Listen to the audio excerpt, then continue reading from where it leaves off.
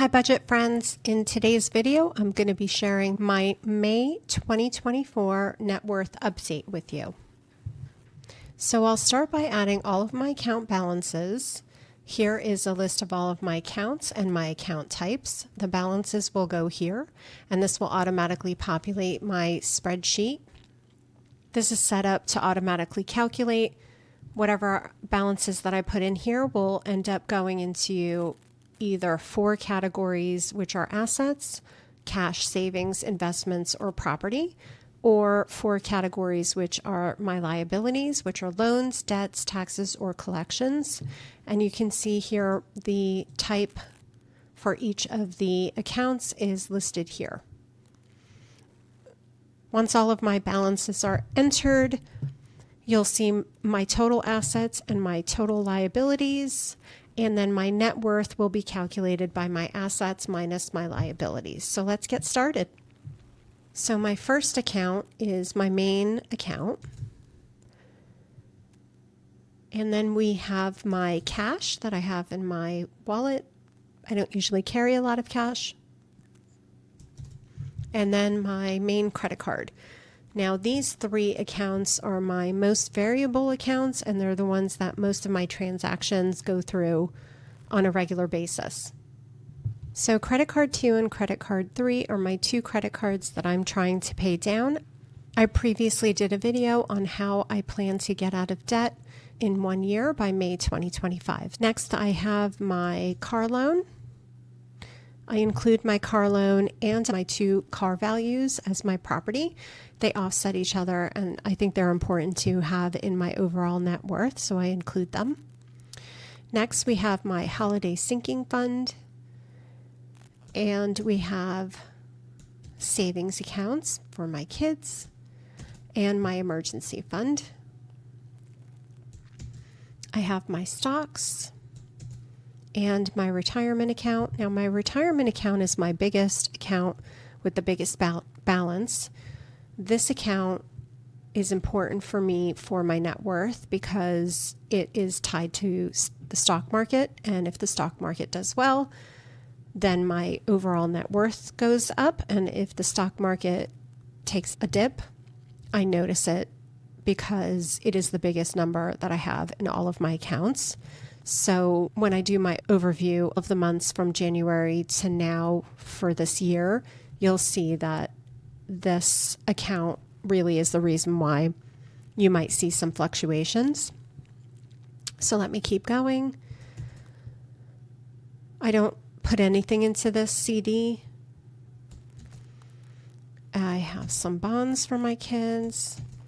As I mentioned, the property is my 2 cars. I don't have a mortgage and I don't have a home. I do rent. I would love to be able to get a home someday, but as of right now, I rent. I don't have a balance on my store card, and I have these 3 long-term investments. I have a toll card, my lunch card, and my side hustle. So there you have it. This is my overview for my net worth. So you can see my investments are my biggest number, and my savings I'm thrilled about. And so these total my assets, which is great.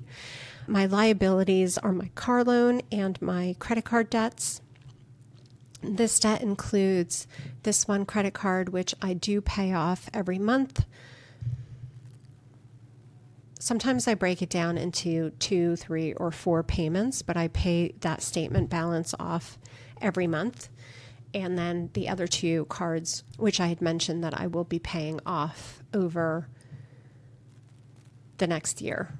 And so my assets minus my liabilities makes up my total net worth, which is currently at the end of May, $151,502.51, which I'm pretty happy about.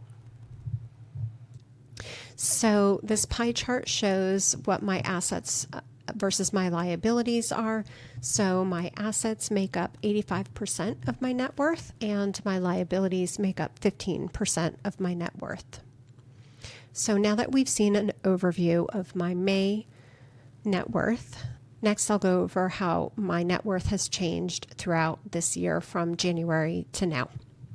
Okay, so now you can see my net worth and how it's changed over time this year. I started out this year with 128,000, then 136 to 146 in March. Then I had a lower net worth in April, and this is due to the investments that I had mentioned before, my retirement account. So because of the stock market, the stocks took a bit of a dip in April, so that's why that went down, but we have since recovered in May, so that's great. But you can see with my assets how it's been going up, and then in April we went down a little bit, and May we're recovered. So that's an overview of my assets. And this is an overview of my liabilities. It looks as though we're going down, and that's a good thing. And then my net worth has gone up.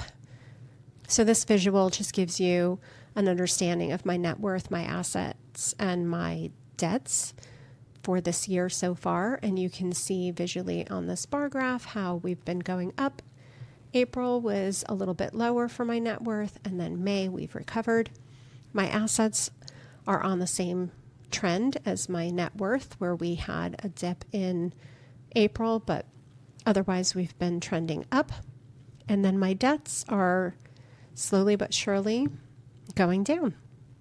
So there you have it. That's my net worth for May 2024. Thank you so much for watching and for your support. Please take a moment to subscribe to my channel.